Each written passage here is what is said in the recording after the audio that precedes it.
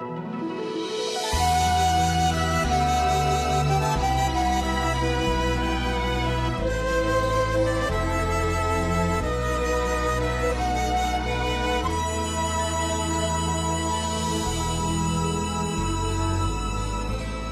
亮往事如一束香，但靠薪火照耀我方向。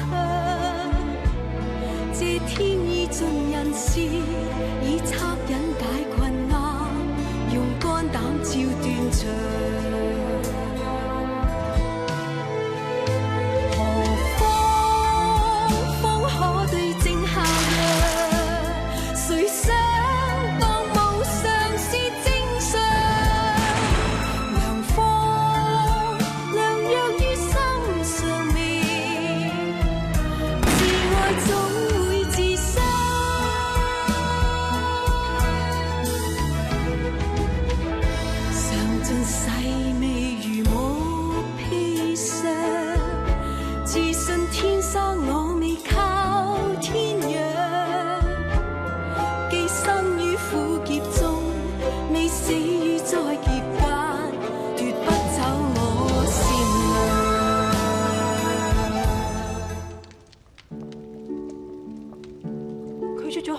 成個月噶啦，反反覆覆，但係一直都唔好喎。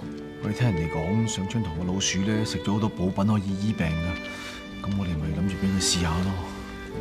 石仔身子一直係咪好虛弱㗎？係啊，佢未足幾隻出世噶啦，7星仔嚟。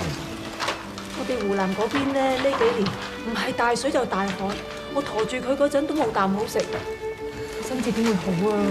佢細個就成日發熱同發羊吊。通常咧2、3日就冇事噶啦，但係自從嚟咗佛山之後咧，發得密咗，今次仲出埋紅疹添。咁佢平時食開啲咩㗎？我哋邊度有錢啦？我哋揾到啲番薯咪俾佢兩個食咯。我哋俾晒啲番薯肉佢哋食，我哋兩個咧食番薯皮嘅咋。點啊，嘉琪？依症狀嚟睇，佢好可能係感染咗寒疹。佢哋一家人食住都一齊，但係點解淨係得石仔染病，其他人又會冇事嘅？係咯。寒疹喺北方比較常見，喺佛山呢一度好少會感染到㗎。我諗係咁啱今年喺秋分至寒露之間，濕氣未除，同時又翻起北風，寒濕交煎先會惹到。大人感染到係會發熱，不過只要多作休息同服藥，自然會痊愈。不過石仔身子太過虛弱，又有發羊吊嘅舊病，而且長途跋涉嚟到佛山呢一度，水土不服，加上只係食番薯。塞住個胃，寒毒鬱結不散，所以先會病得咁重。原來呢位姑娘係大夫嚟噶，你救下我仔，你救我隻仔，我求下你，你救我隻仔，你救下我，你救下我個仔啊！你收先，唔該你。其實我唔係咩大夫嚟噶，我只係識少少醫理。呢位係上春堂嘅杜大小姐，我係佛山市嘅副市長。副市長，副市長，所以你哋一定要信我哋一定會幫你。但係點都好，唔好再食老鼠。唔會噶啦，唔會噶啦，我哋唔會再俾佢食噶啦。原來哥哥姐姐都係好人嚟嘅。你哋俾啲時間我啊，等我翻去慢慢諗下石仔嘅病理同藥方。你聽朝過嚟上春堂揾我攞藥啊。但係我哋冇錢噶。放心啊，而家最緊要就係幫石仔退熱。你哋記住啊，一定要俾清水佢飲，同埋用清水幫佢抹身。如果只係有番薯食嘅，一定要煮爛成稀粥先好俾佢食啊！多謝杜大小姐，多謝晒，多謝晒，多謝晒，我哋揾水，我哋揾水，係咁多水。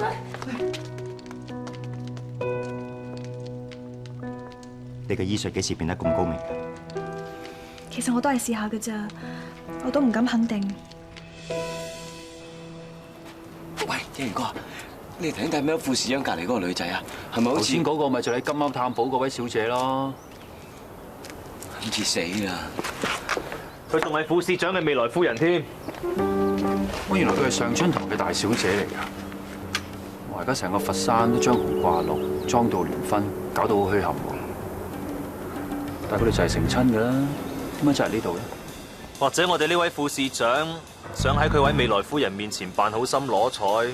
所以咪親臨烏英里幫嗰啲咁嘅外鄉佬咯。哦，原來佢哋唔係嚟捉我哋嘅，咁俊哥。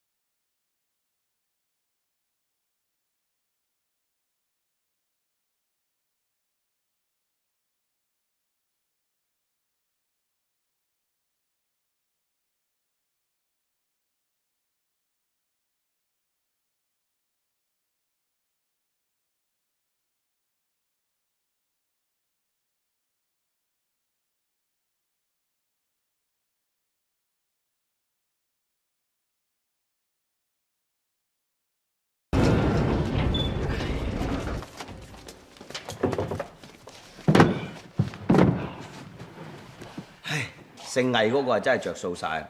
呢啲貨啊，明明係充公翻嚟噶嘛，偷偷地攞翻出嚟，咁就賣成100個大洋。今次佢係着數晒啦。明明我哋幫佢接啲唔見得光嘅貨噶嘛，咁都仲要屈我哋一筆。嗱，關鍵就喺副市長嗰度，佢出得嚟唔係時機，搞到我哋收咗2箱嘢。哼，依家都唔知50個大洋值唔值，我哋真係蝕啦。你啊想啦，值50個大洋。頭先同一元哥未到啊，我行埋2箱嘢度，一聞成陣草青味咁樣，邊有茶咁味先得㗎？你話呢啲茶葉唔值錢，咁大鑊，咁點算啊？阿福，你準備攞2箱嘢去大三元買俾佢，睇下佢要嚟浸腳又好，俾啲客人洗手又好啦。你都傻嘅，咁嘅味啊，係咪茶都成問題啦？邊有酒樓會收啊？計我話，俾我攞翻去塞落枕頭度煎瞓覺，又或者俾我攞去棺材鋪度塞落啲壽枕度，啲往生者啊都要習慣啲草青味㗎。阿福，煲水。你2個真係唔係諗住我咁蠢啊？不過受你講得啱，大三元咧一定唔會呢2箱嘢。嗱，係咪啊？我都話㗎啦，因為佢買唔起啊。嚇，買唔起？即係點啊，元哥？我就冇鼻塞嘅，我都聞到阿壽講嗰啲草青味。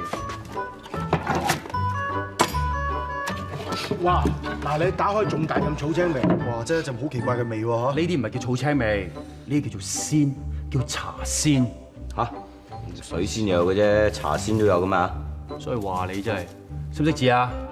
杭州西湖聽過未？喂，我知，杭州係廣州近。都係讀得書少㗎啦。杭州咧就喺浙江嗰邊嘅。頭先我見到個箱寫住杭州呢2個字，再聞到呢一陣茶鮮味，我就知道裏邊係放咗杭州最靚嘅茶。呢啲就叫做龍井。嚇？呢就係龍井啊？係啊。咦，我好似聽過喎，但係龍井點解聞落去咁大陣草青味嘅？我哋南方人咧就係識得飲埋嗰啲黑茶普洱，普洱咧擺得越耐越陳年咧就為之越靚。但係杭州嘅龍井就啱啱相反，要經過特別嘅炒製先可以保持佢鮮嫩清香㗎。啲外江佬飲茶都古怪過人㗎。頭先啊，我咪專登拍個箱嘅，我就係睇下有冇茶葉碎喺個箱邊度流出嚟。點不知冇喎，我就知道裏邊係放咗原茶嘅茶葉。你睇下呢啲茶葉，葉身扁平光滑，與別不同嘅。係咩？哇，係喎！啲外江佬啲茶真係唔同喎，所以話你哋唔識嘢，呢啲叫茶鮮啊，臭青。呢啲茶要用新鮮嘅嫩芽炒製，因為產量少，所以非常之珍貴嘅。而呢一啲茶就係叫做雨前龍井。雨前龍井，等我講個古你哋聽。你哋知唔知點樣炒製出嚟嘅啲茶葉？就係揾啲15、16歲嘅妙齡採茶姑娘，一摘咗之後就即刻擺喺胸口，吸收嗰啲體香啊、汗香，咁樣炒製出嚟。哈！飲完之後即刻包你燒魂攝骨，第2口鮮肉死啊！我都想試下喎。你啊，梗係想啦，死咗你！亂咁噏。雨前咧，即係節氣谷雨之前咁解。喺春天第一場雨之前咧，就要摘落嚟㗎啦。你哋個腦啊，成日喺度諗埋嗰啲咩蝦流嘢。喂，一元哥，呢啲茶葉係咪好貴價咯？由外省落嚟嘅大官貴人喺廣州銀樓傾生意，每人手上都揸住一杯嘅。你話咧？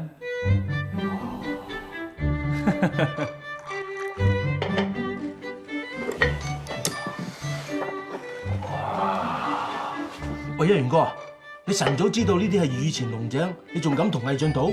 哇！如果佢敢同你賭，你咪輸成200個大洋。我就係賭佢唔敢同我賭。如果俾着你哋知道嗰幾箱嘢值300個大洋嘅，你哋會開咩價？250。就係咯。頭先魏晉開幾多啊？50個大洋啫嘛。所以我就估佢根本就唔知呢啲係靚貨，佢大概只係知道呢啲係貴嘢，但係斷估都估唔到會貴成咁樣。跟住我喺佢面前裝模作樣咁度扮計數，佢更加唔敢同我賭啦。唔係喎，魏晉其實傻嘅喎，佢真係同你賭，咁你點算啊？我哋做買賣嘅，一口眼光，二口膽識，不過有時有齊晒2樣嘢咧，都未必贏嘅喎。咁如果呢鋪輸咗嘅，咪下鋪再嚟過咯，錢啫嘛，唔使咁緊張嘅。咁我又唔明啦，明明姓魏嗰個叔收話收50，點解你無端端俾100㗎？頭先講一考乜嘢啊？眼光。2咧？膽識咯。 53係咩啊？團結，我團你嘅頭咩團結？係人情啊！有時你想賣人情俾人都未必有機會，何況我今次自己送上門喎，我哋係冇蝕底嘅，何樂而不為啫？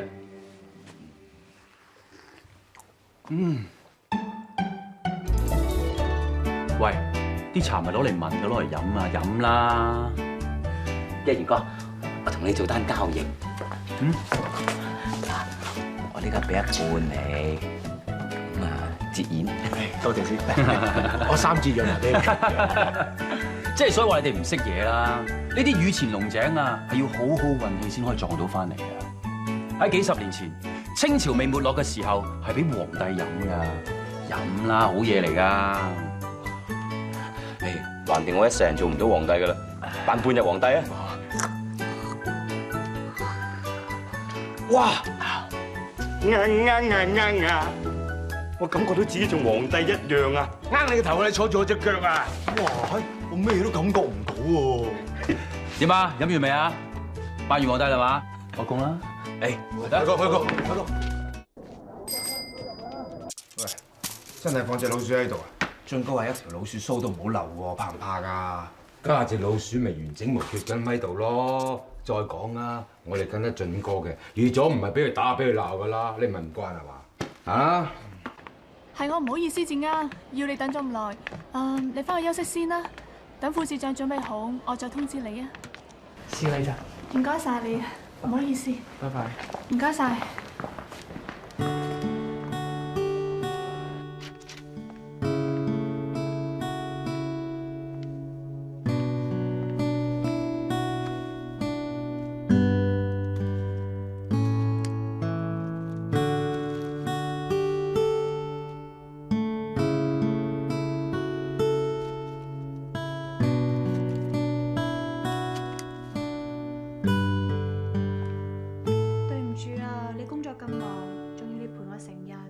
我要多謝你就真，唔係你我都唔知啲外鄉人嘅生活環境原來咁惡劣，我一定要諗辦法幫下佢哋。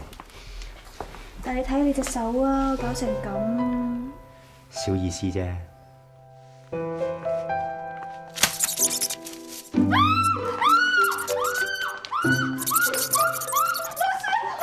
咩事啊？老鼠！走咗啦，唔使驚啊！唔好意思啊，表哥。老鼠都驚，發生咩事啊，副市長？點解會有老鼠喺度嘅？邊個叫你哋放籠老鼠喺副市長辦公室㗎？乜唔係有副市長話要嘅咩？仲唔嗱嗱聲執翻啲去捉老鼠？係。對唔住啊，副市長，對唔住，小姐，唔緊要。君若啊，你有冇事啊？我冇事。我都唔記得咗你仲喺度等緊我添，對唔住啊。唔緊要，橫掂我冇嘢做，等咗一陣啫嘛。君若啊，唔好意思啊，原來你等計早㗎，我臨時臨急叫佢出去啊，你唔好怪佢啊。唔會，點會怪佢咧？正經事啊嘛。係啊，陣間我翻莊家南樓嗰度梳洗完，我先翻去食飯㗎。你快啲啦，阿媽等咗你好耐啦。你有車嚟㗎嗬？嗯，喺樓下，我等埋你一齊先翻去啊。唔好啦，我仲有嘢要做啊。魏隊長啊，麻煩你送一送許小姐翻去啊。係嘅，副市長，許小姐。咁我翻去先。嗯。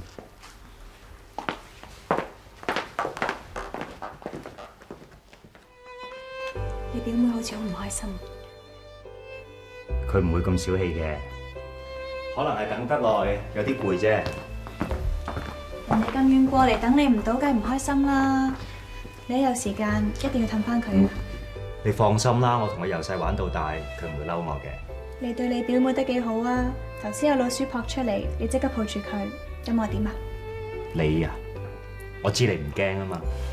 頭先喺烏英里見到碗老鼠湯，你好似想搶住嚟飲咁喎。老鼠啊，都怕咗你啦。咁又係喎，我唔怕老鼠㗎，尤其是係上春頭嘅老鼠啊，都唔會咬我嘅。不過你又慘啲，你啊傷得幾深，我幫你包紮。我唔怕㗎，有個咁好嘅夫人幫我包紮，日日咬都抵。唔好再亂講嘢啦。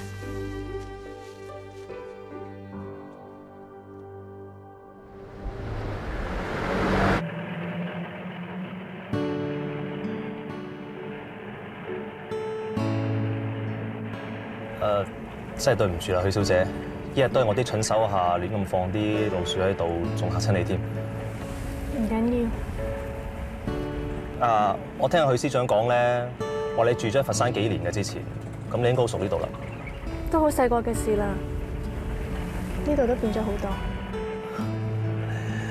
我之前跟阿許司長行軍打仗咁多年，都唔知佛山係咩地方，直到佢調咗我嚟呢度，我先知道原來佢俾咗份好差事我真係唔知點多謝佢好。阿許司長佢咧對啲舊下屬真係好好㗎，好照顧。阿副司長佢咧又有才幹，凡事有親力親為，好多嘢都唔會煩到我哋啲下屬嘅。大表哥平時做嘢係點㗎？佢份人做嘢成日都唔知放工時間，對啲市民又好，好多時候我都聽唔到有啲人講佢壞話嘅。我哋作為下屬都好服佢㗎。佢做嘢就係太過認真咯。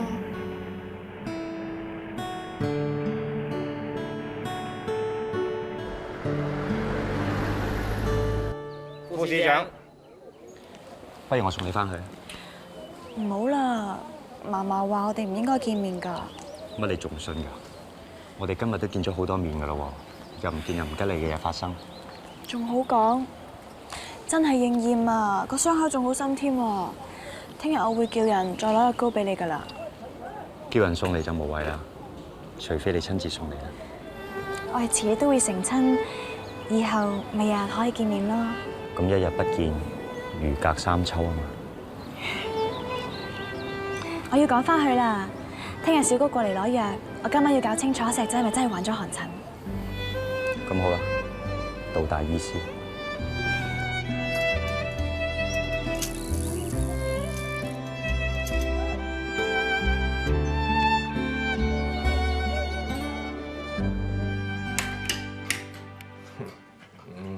姨爺，藥方啊。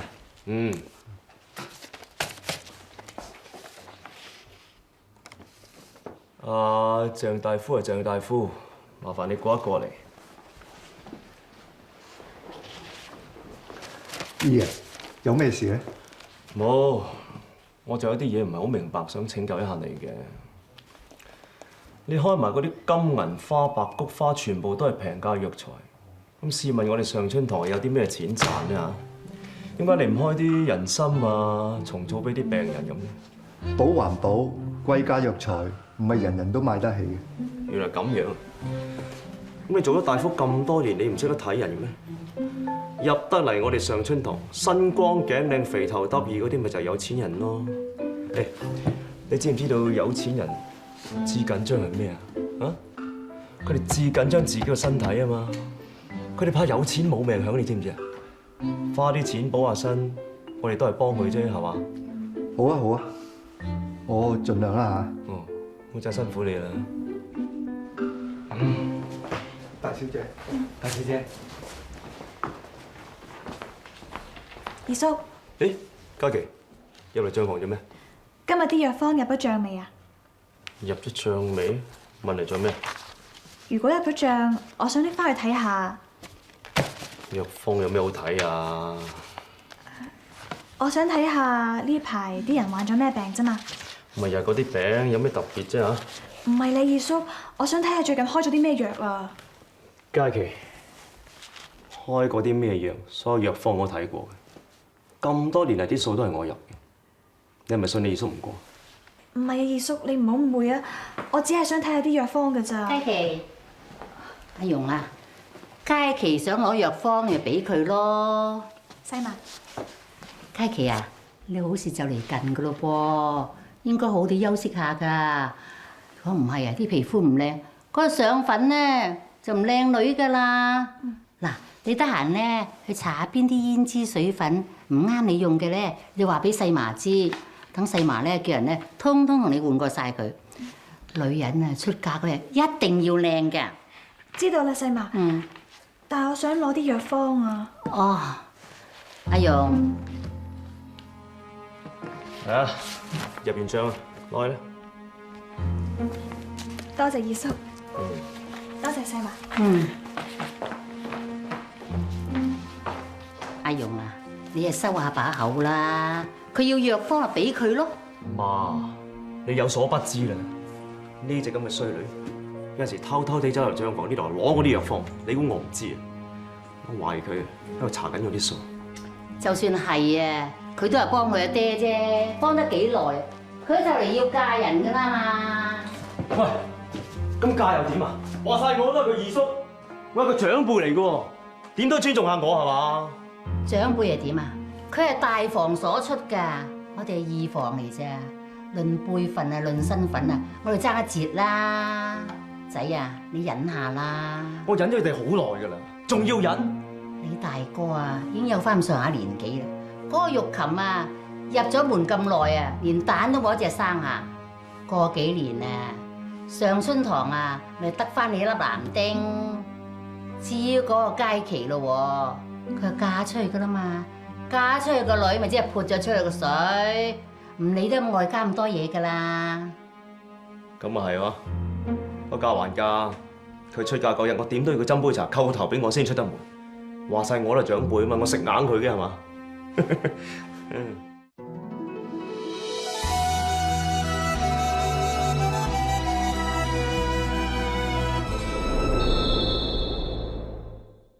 咁應該係水痘，唔係寒疹啦。呢個只係初起發熱，鄭大夫斷為感寒而頒發，又未必係喎。佳琪啊！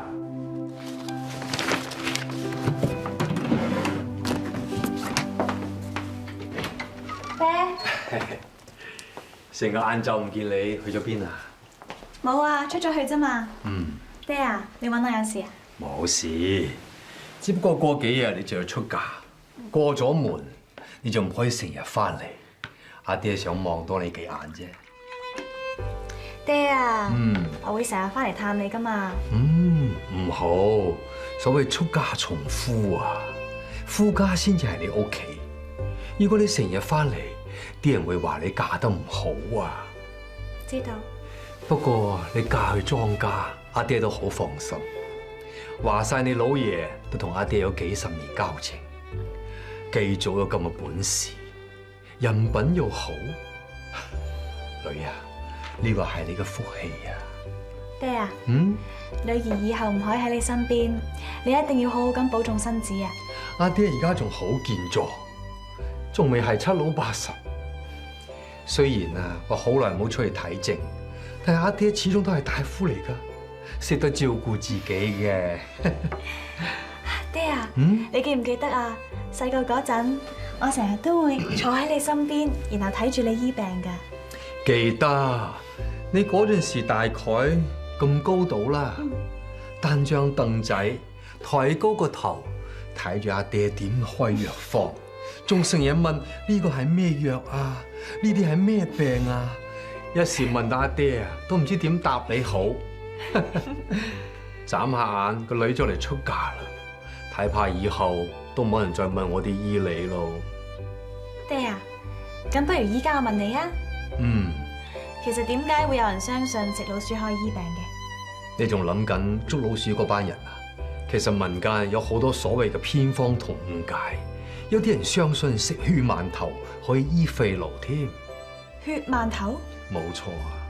嗰啲人無知道揸住啲饅頭趕去刑場，等啲劊子手大刀一揮，人頭落地，趁住啲血仲係暖嘅，揸住啲饅頭衝上去沾埋啲血嚟食。你話幾無知啊？又會咁都有嘅？仲有啲謠傳話捉咗食過藥材嘅老鼠能醫百病，呢啲全部都係窮人以訛傳訛啲迷信嚟噶。老鼠又點會醫到病呢？如果你食咗老鼠啊，盞會令病情更加嚴重，病入五臟六腑啊！阿爹啊，咁點樣可以肯定一個人係咪患咗寒疹噶？寒疹啊，以佛山嘅氣候，好少人出寒疹嘅。不過經你一提，今年暑退濕不退，寒氣又嚟得急，今年患寒疹嘅人可能會多噶。咁真係要留意多啲啦。女啊，你跟咗我咁多年，不如你話俾我知，患寒疹嘅人有啲咩神色形態啊？寒疹係風寒外雜之症，每於季節轉換寒冷潮濕發作，紅疹係生於四肢面頰，一般不痛不癢，並無血膿。寒疹又有分寒、熱、毒三種。寒疹暗紅，熱疹鮮紅，毒疹暗黑，甚至會糜爛結焦。不過淨係睇外觀都唔可以斷證為寒疹㗎。咁就要切其脈象，脈象滑燥為病熱，脈象霎者為病寒。如果要睇埋脈象，燥者為熱，遲即生寒，再以浮沉表裏，以定外寒內熱還是內寒外熱。一般寒疹係會發熱，但只要多作休息同服藥，自然會痊愈。如果個病人自細氣虛血弱，容易發熱，甚至有發羊吊嘅患症，咁又點呢？不如你話俾我知應該點呢？咁就因為病人肝虛，以致筋急血燥，同時成日食白薯，胃塞不清，遇上寒疹，外邪相交，熱就會一直不退，發羊吊會嚟得更急更密，咁就會好嚴重。再唔醫治，足以致命。望聞問切，你都做得啱。咁用藥方面又應該點啊？治寒疹係要用黃芪、玉桂、濟附子、黨參、白術以文武火煎服，前後服用14劑，咁就可以自然治愈咯。都啱嘅，不過你用咗黨參入藥，如果你用人參嘅話，療效會更加好嘅。我知，但人參太貴啦。如果要連續食14劑藥，一般人係負擔唔起嘅，所以我用黨參嚟代替。雖然藥效稍微不及，但一樣可以醫到病㗎。爹，我係咪用錯藥啊？唔係，你連呢樣嘢都照顧埋，你真係醫者父母心。只不過我到心冇呢個福分啫。點解咁講啊？佳琪啊，如果你係仔，過幾日你就係草心抱，你話幾好啊？誒，不過女有女嘅好啊，我有一個好嘅女婿，我都好安樂㗎。好啦，都差唔多要食飯啦，我睇佢哋準備好未？準備好，我搵人嚟叫你啊。係嘅，爹。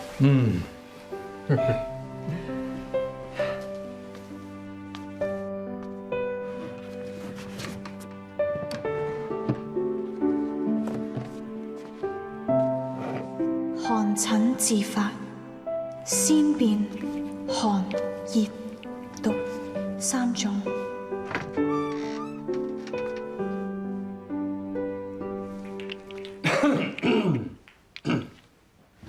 老爺，我翻嚟啦，我倒杯茶俾你啊。老爺飲茶。凍晒啦。咁我再沖。唔使啦，唔使啦。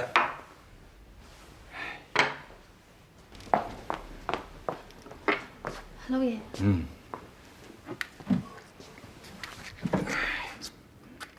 你做乜嘢？攞嚟啦。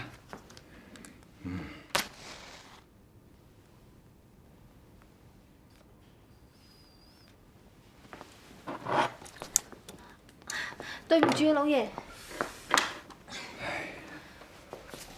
你做咩咁驚啊？我平時好惡，對你好差咩？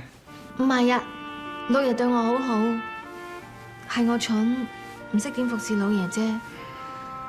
其實要我今日出身可以嫁入道家，我邊敢有咩奢求喎？一日最衰就係玉琴個肚皮唔爭氣，唔可以為道家添翻個男丁。啲人仲話我嫁咗嚟道家咁耐，蛋都生唔到隻，嘥晒啲米飯。呢啲說話梗係細媽講噶啦，你唔使聽佢講噶。其實佢咁講都唔係唔啱嘅。如果我可以為道家繼後香燈、母憑子貴，老爺你錫我都嚟唔切啦。邊關事啊？係我自己冇仔福啫。天意如此，話我一身好醫術，後繼無人啊！你叫佢哋準備開飯啦，我想有個人靜一靜。係嘅，老爺。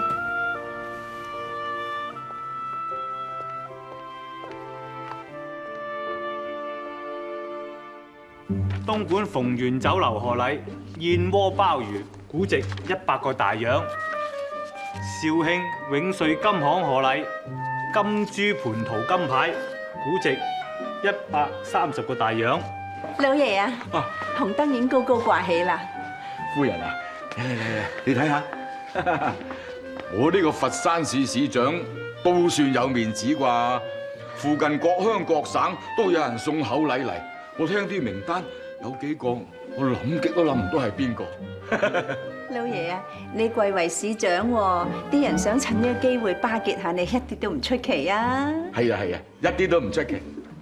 夫人啊，我諗住咧就將繼咗佢成親嗰日就定為佛山嘅假期，市政廳啊、警察廳啊，全部放假一日，一於就普天同慶，與民同樂。你話好唔好啊？好，市政廳嘅嘢，老爺你自己揸主意就得啦。好啊，一於咁啊，阿和啊，你報俾夫人聽，而家收咗幾多賀禮？老爺夫人，我哋暫時點算咗咧，就係32份賀禮，一共係18838個大洋啊！18838啊！好意頭啊！老爺啊，我想問下咧，呢啲賀禮入公帳定係私帳啊？司長關公帳咩事咧？司長。等陣，老爺啊，雖然咧莊家娶新抱的而且確係我哋嘅私事，不過佛山市一直以嚟都係3-7分帳嘅噃，7成咧就要上繳俾許司長作為軍費，3成就由翻老爺你自行處理。咁係咪應該先搞清楚嗰啲賀禮應該當係公帳定係私帳嘅收入呢？咁而家好清楚㗎啦，人哋明明送禮嚟賀我娶新抱喎，咁關公帳咩事咧？係，雖然話有好多人咧都想巴結老爺，你先至會送咁多厚禮過嚟，但係難保亦都有啲人想奉承嘅，唔止老爺你一個啊！點講都好啦，公帳又好，私帳又好啦。阿和，繼續開禮。係，老爺。廣西劉團長賀禮，鍍金。鍍金乜嘢啊？攞嚟睇下。送支槍俾我？嘿，我都唔用槍嘅。夫人啊，你記唔記得呢個劉團長係咩人嚟㗎？許司長咧曾經提過，佢話2年前喺廣西賀州招安嗰班土匪嘅首領，佢就係呢個劉團長啦。土匪首領？咁啊係咯，一個土匪可以做到團長喎，靠嘅係邊個呢？我同你都心知肚明啦，所以話呢支槍咧根本就唔會賀我哋娶新抱，佢分明係借呢個機會去巴結嗰個許司長就真。講來講去又關許崇明事，哼！呢度冇你哋嘅事啦，全部出翻去先啦。係，夫人。老爺，飲茶啊？老爺啊，其實我哋莊家之所以有今日，唔多唔少咧，都因為許司長，佢安排你做佛山市長，其實有心擺個小金庫俾你，等你自行打理咯。所以每年要將收入3-7分帳上繳，1分錢都唔少得㗎。我知啦。如果冇許司長，我就坐唔到呢個位啦，係咪啊？唔係，老爺你好有本事，不過喺呢個年代唔係話淨係靠本事㗎，有時都要講下背後有冇人撐腰啊。我明啦，你就係想話俾我聽，因為許崇明就係你死鬼表妹個老公，咁佢先係咁信任我，俾我做呢個市長，係咪啊？哎呀，點都好啦，多一事就不如少一事。嗱，咁嗰啲賀禮就照翻以前嘅規矩撥入公帳㗎啦，嚇。好啦，你點話點好咧？橫掂嗰啲咁嘅鬼槍我都唔稀罕嘅。爹，媽，繼續，點解咁夜嘅？係咯，成個下晝都唔見你嘅，你去咗邊啊？你隻手做咩？我冇，小事啫。阿爹，我今日去過金玉里，原來嗰度真係住咗好多由湖南嚟嘅災民，而且環境仲好差。嗰啲地方環境梗係差㗎啦，你去嚟做咩咧？你派個人去咪得咯？唔係嘅，如果唔係我親自去一趟，都唔知嗰度嘅情況原來真係咁惡劣。佛山有個咁嘅地方，我哋係責無旁貸，我哋一定要諗辦法去幫下佢哋。啱嘅，嗱，呢啲咪就係盡責咯。繼早做呢個副市長，佛山上上下下有邊個唔讚佢嘅？佢一啲都冇靠許司長嘅噃。如果唔係，南京政府點會頒嘉許狀俾佢啊？係啊，我哋繼早做嘢咧，一向都係盡心盡力嘅。我哋唔使理人點講點睇，亦唔需要靠任何關係，做事只要憑良心，做自己應做嘅事啫。啱啦，有志氣。嗱，繼早，我市長呢個位遲早就係你坐㗎啦。不過你要記住，一定要實至名歸啊！唔好靠嗰啲咩關係。得啦得啦，哎呀，咪成日咁讚個仔咧，賣花讚花香咩？好彩就冇外人喺度，咪真係失禮啊！咁根本就係冇外人啦。你唔記得啦？一陣君若嚟我哋屋企食飯啊！就算係啊，君若係我表妹，都唔算外人啦。咁君若就好乖嘅，不過老豆許崇明咧就不敢恭維。係呢，今日阿君若咧喺南京坐火車嚟，我叫咗司機去接佢嘅，但係佢反而去咗市政廳揾你先嘅。係啊，佢今日帶咗個洋人攝影師嚟揾我，但中間發生咗啲事，佢返南樓嗰邊換件衫就會過嚟。哦，咁佢應該就到㗎啦。好。唔該。君若啊，你由南京坐火車嚟佛山，坐咗咁耐，你唔攰嘅咩？點解唔翻嚟屋企休息下先？咁心急去揾大表哥啊？冇，我諗住咁啱經過市政廳，咪探一探大表哥咯。你阿爹有冇話幾時到啊？我都唔係好清楚啊。阿爹喺南京要去司令部度開會，佢開完會會馬上趕過嚟㗎啦。希望佢唔會遲啦，佢係主婚人嚟㗎嘛。哎呀，人哋許司長啊，軍政兩忙，又要成日穿州過省做嘢嘅嗬。君若，如果你覺得悶咧，就多啲嚟陪表姨媽啦。南樓嗰邊咧，我日日都叫人打掃得乾乾淨淨，就係等你隨時可以嚟住嘅咋。我知道㗎啦，唔該晒你表姨媽。你阿娘過身過得早，你阿爹又咁忙，我仲記得有一次呢，你阿爹去貴州打土匪啊，足足有3年咯，你都係同我哋一齊住㗎。係啊，我記得啊，嗰陣時候好彩有表姨媽你照顧我。傻女嚟嘅，我哋一家人嚟㗎嘛，我根本就當正你係我親生女咯。你知啦，我得2個仔，都不知幾恨女啊！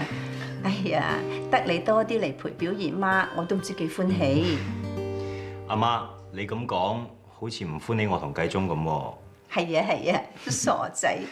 不過仔咧就始終都係外向啲、獨立啲咯。點及得女咁奄黏呢？嗬？我記得君若未嚟之前，我同繼宗啊淨係識通山跑、玩丫叉、打野雀。君若一嚟咋，竟然話同我哋玩拜堂啊！咁耐嘅事，你仲記得？梗係記得啦！嗰個繼宗啊，寧願做大妗姐都唔做新郎哥。係你大表哥我咁順得人，先同你拜堂咋。你幾時講嘢好似細表哥咁討厭㗎？我記得係咁嘅，細表哥嗰陣咧就要做大妗姐，逼我哋交拜天地。其實咧就想整蠱我哋，搞到冚親個頭。因為繼宗咧就自細都好百厭嘅，成隻甩繩馬騮咁樣，又冇嚟搭霎喎。嗱，好似今次咁啊，阿哥成親咁大件事，到而家仲未見人。呢個猛做咩啫？繼宗咪打個電報俾你咯，佢話要等喺日本嘅學期完結咗，仲要參加埋個畢業典禮先翻得嚟啊嘛。放心啦，一定趕到嘅，放心。阿爹，繼宗都係以學業為重啫，而且我結婚咁好玩喎，佢點會唔趕翻嚟啊？喂，君若，見到繼宗咧，你再問下佢同唔同你玩拜堂？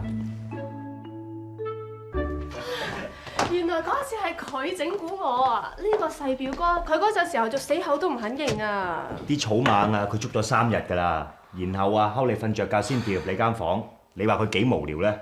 你知唔知啊？佢搞到我唔夠膽翻房瞓啊！佢今次翻嚟咧，我一定揾佢算賬嘅。唉，佢啲頑皮嘢啊，有排都未講得完啊！你今日都好攰㗎啦，好好休息一晚，聽日再講過。你之前住過喺度㗎啦，你有咩吩咐下喐得啦？係啊，表小姐。我翻去先啦，你早啲唞。等等，係啊，你幫我斟杯茶嚟啊。係。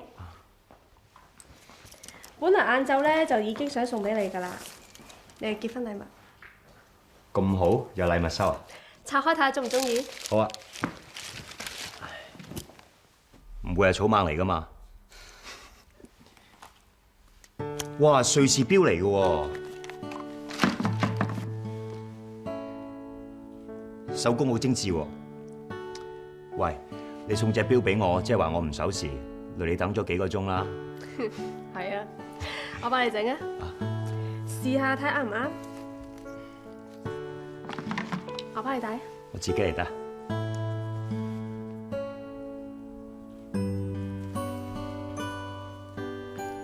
你隻手做咩啊？整親啊？冇啊，下晝喺金玉里唔小心整親啫，皮外傷好小事嚟嘅。哇，隻錶真係好襯我。有時候諗翻起細個同你一齊嘅日子真係好開心。如果時光可以倒流咁就好啦。咁你要送個隻識得倒轉行嘅手錶俾我先得喎。希望以後你見到呢隻錶就會記得我，記得我哋係識咗好耐好耐，耐過好多人。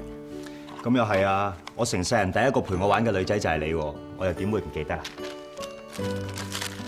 你隻錶準時個嗬？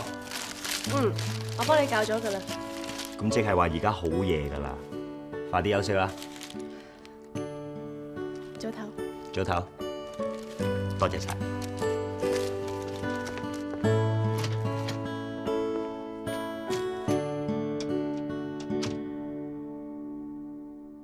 全城動盪，絕望四散，全人熱淚溢在兩眼，祈求活着過度簡單，人生偏偏悶孤單，沿路走路更彎，到那刻才達單，走啊走，歲月從未飛返，睜開兩眼面對未來，遇到最愛未敢愛，即使經得每次的感慨，蒼天還是有意外，宏願始終未放開，我與風。